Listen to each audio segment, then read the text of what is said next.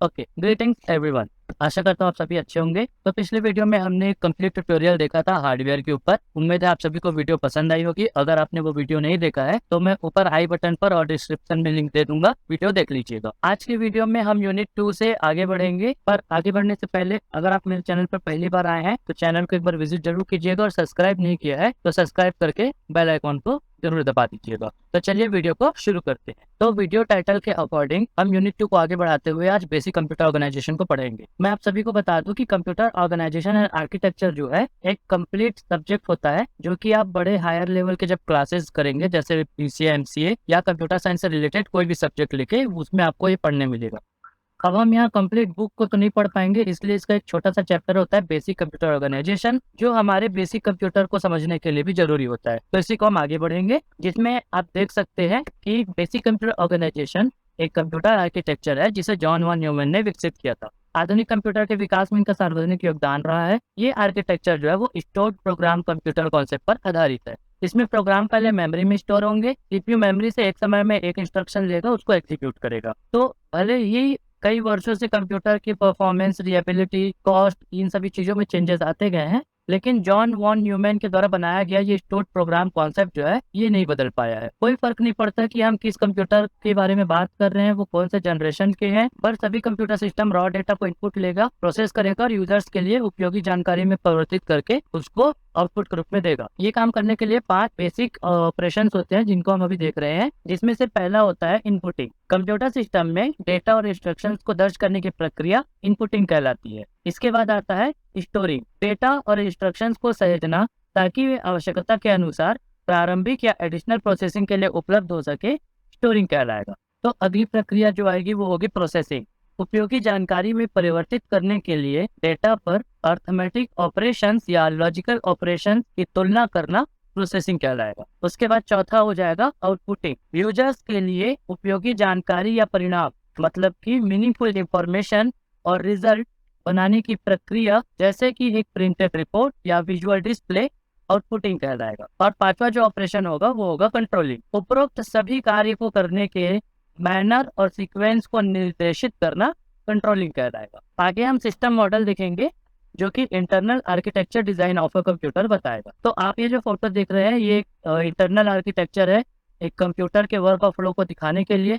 इसके बारे में हम आखिरी में बात करेंगे, जिसमें प्रॉपर डेटा का फ्लो किस प्रकार से होता है, किस प्रकार से कंट्रोल होता है, मैं बताऊंगा। आगे जाते हैं हम कि हम पीछे जो फोटो देखे हैं उसके लिए एक छोटा सा डिस्क्रिप्शन है, जिसको हम अभी देखेंगे। तो इसके कुछ पॉइंट्स है जो मैं पढ़ लेता हूँ। सभी कंप्यूटर सिस्टम के लिए एक बेसिक ऑर्गेनाइजेशन समान रहता है। इंस्ट्रक्शन और डेटा के प्रवाह को इंडिकेट करने के लिए ठोस लाइनों का उपयोग किया जाता है, और डॉट लाइन का नियंत्रण यूनिट द्वारा नियंत्रण का प्रतिनिधित्व करता है। यह एक डिजिटल कंप्यूटर सिस्टम के 5 प्रमुख बिल्डिंग ब्लॉक्स या कार्यात्मक यूनिट को प्रदर्शित करता है। ये 5 इकाइयां सभी कंप्यूटर सिस्टम द्वारा किए गए 5 बुनियादी ऑपरेशनों के अनुरूप है। इनमें से प्रत्येक इकाई का कार्य नीचे वर्णित है, जो कि हम आगे एक एक करके देखेंगे। तो सबसे पहले हम देख लेते हैं इनपुट यूनिट के बारे में। इनपुट यूनिट के बारे में यहाँ कुछ पॉइंट्स दिए हुए हैं, वीडियो को पॉज करके आप पढ़ लीजिएगा।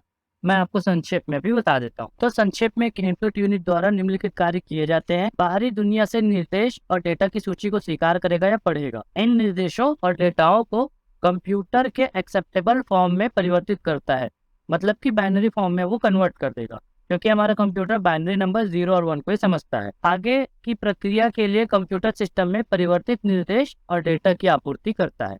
तो ये हमारे इनपुट यूनिट के कुछ काम थे, जो आप यहाँ देख सकते हैं पीसी पॉइंट में, आप उनको अच्छे से पढ़ सकते हैं। बगल में आपको इनपुट यूनिट के लिए फोटोज देखने के लिए मिल जाएगी कि कौन कौन से डिवाइसेस हमारे इनपुट यूनिट में आते हैं। अब आगे बात कर लेते हैं आउटपुट यूनिट की। तो आउटपुट यूनिट के लिए भी जो पॉइंट्स है वो आप यहाँ से पढ़ लीजिएगा, वीडियो को पॉज करके। मैं आपको संक्षेप में बता देता हूँ। तो आउटपुट यूनिट कंप्यूटर द्वारा उत्पादित परिणाम को स्वीकार करता है, जो कि कोडेड फॉर्म में है, और इसलिए हमें आसानी से समझ नहीं आ सकता। परिणाम को मानव को समझने के लायक बनाता है और आउटसाइड वर्ल्ड को परिवर्तित परिणाम की आपूर्ति करता है। सिंपल सी बात है, बाइनरी से वापस हमारे लैंग्वेज में वो कन्वर्ट करेगा और हमको आउटपुट डिवाइस के थ्रू दिखाएगा। आप बगल के फोटोज में जो आउटपुट डिवाइसेस हमारे यूज के लिए आते हैं वो आप देख सकते हैं। आगे बढ़ते हैं हम स्टोरेज यूनिट की ओर। तो स्टोरेज यूनिट में जो पॉइंट्स मेंशन्ड है वो आप सभी वीडियो को पॉज करके पढ़ लीजिएगा। मैं आपको बस ये बता देता हूँ कि ये दो टाइप की होती है। पहला होता है प्राइमरी स्टोरेज, दूसरा होता है सेकेंडरी स्टोरेज। प्राइमरी स्टोरेज जो होती है वो हमारी कंप्यूटर की मेन मेमोरी होती है, इसमें डेटा जो है वो टेम्परेरी रूप में स्टोर होता है। और सेकेंडरी स्टोरेज जो होती है वो हमारी डेटा की सहायक मेमोरी होती है, इसमें जो डेटा है वो परमानेंटली स्टोर होता है। आगे अगर इसके संक्षेप की बात करें तो प्रोसेस किए जाने वाले सभी डेटा और प्रोसेसिंग के लिए आवश्यक निर्देश ये सभी हमारे स्टोरेज डिवाइस में स्टोर रहेंगे। प्रोसेसिंग के लिए इंटरमीडिएट परिणाम ये हमारे स्टोरेज डिवाइस में स्टोर रहेंगे और इन परिणामों से पहले प्रोसेसिंग का अंतिम परिणाम एक आउटपुट डिवाइस पर जारी किया जाता है। ये भी हमारे स्टोरेज डिवाइस के थ्रू ही होता है। बगल में आप स्टोरेज डिवाइसेस की फोटोज देख सकते हैं। अब आगे बढ़ते हैं अर्थमेटिक लॉजिक यूनिट के बारे में। तो हमारे कंप्यूटर सिस्टम में जितने भी अर्थमेटिक ऑपरेशंस या लॉजिकल ऑपरेशंस होते हैं ये सभी ऑपरेशन अर्थमेटिक लॉजिक यूनिट के अंदर ही किया जाता है। अब आगे हम देखें तो कंट्रोल यूनिट आता है। तो कंट्रोल यूनिट कंप्यूटर सिस्टम को बताता है कि जो हमारा इनपुट आ रहा है, इंस्ट्रक्शन आ रहा है, उसको कौन से मेमोरी में डालना है, उस पर कौन से ऑपरेशन परफॉर्म करने हैं, वह उसको उस पर कौन से टाइप की प्रोसेसिंग होनी है और कौन से आउटपुट डिवाइस के थ्रू उससे हमको आउटपुट दिखाना है। तो ये जितने भी काम होते हैं जैसे कि स्टोरेज यूनिट में डेटा फीड करना और आउटपुट डिवाइस में जो डेटा है उसको भेजना है, ये सब काम को कंट्रोल यूनिट ही करता है। आगे देखते हैं एक मशीन साइकिल। तो आपको फोटो में देखने के लिए मिल रहेगा कि स्टेप 1 में हमने मेमोरी से कंट्रोल यूनिट को इंस्ट्रक्शन दिया, कंट्रोल यूनिट ने इंस्ट्रक्शन को डिकोड किया। स्टेप 3 में एग्जीक्यूट हुआ कि जो इंस्ट्रक्शन हमने इनपुट दिया है उस पर कौन सा ऑपरेशन परफॉर्म होना है, और स्टेप 4 में ऑपरेशन परफॉर्म होने के बाद वो वापस से कंट्रोल यूनिट के द्वारा ही मेमोरी पे चला गया। इसके बाद आता है हमारा सेंट्रल प्रोसेसिंग यूनिट। तो जैसा कि हम सभी जानते हैं कि सीपीयू जो है वो हमारे कंप्यूटर का मस्तिष्क होता है। इसमें होने वाले हर प्रकार के प्रोसेसिंग को हमारा सीपीयू ही परफॉर्म करता है।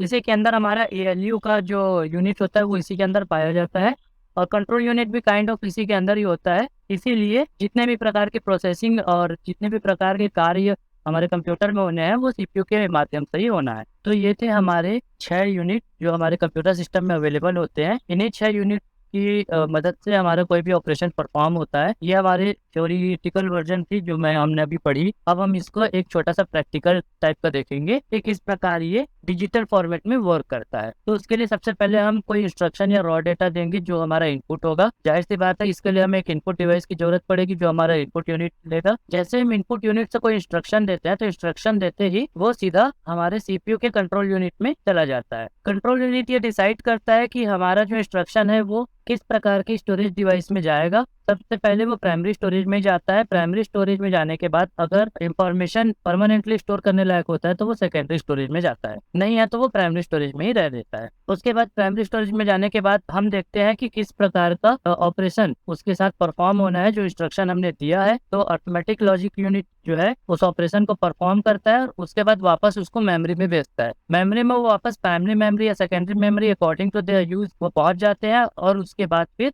कंट्रोल यूनिट की सहायता से ये आउटपुट यूनिट के थ्रू हमको इंफॉर्मेशन और रिजल्ट की हेल्प में इंफॉर्मेशन और रिजल्ट के फॉर्म में हमको दिखता है। तो यहाँ साइड में आप देख सकते हैं जो एरोज हैं वो डेटा के फ्लो को दर्शा रहे हैं और जो डॉट लाइन है वो कंट्रोल एक्सरसाइज को दिखाता है जो हमारा कंट्रोल यूनिट के द्वारा परफॉर्म किया गया है। तो बस दोस्तों ये था हमारा बेसिक कंप्यूटर ऑर्गेनाइजेशन का एक छोटा सा चैप्टर। आशा करता हूँ आप सभी को वीडियो पसंद आई होगी। वीडियो पसंद आई होगी तो उसे लाइक और शेयर जरूर कीजिएगा। मैं इस फाइल की लिंक डिस्क्रिप्शन में दे दूंगा, वहाँ से आप इसको डाउनलोड करके कभी भी पढ़ सकते हैं, अपने साथ रख सकते हैं और अपने दोस्तों के साथ शेयर कर सकते हैं। अगर मेरे चैनल पर पहली बार आया तो चैनल को सब्सक्राइब करना बिल्कुल ना भूलें। मैं मिलता हूँ आपसे एक नई वीडियो में, तब तक के लिए हंसते रहिए, मुस्कुराते रहिए, स्वस्थ रहिए। जय हिंद, जय छत्तीसगढ़।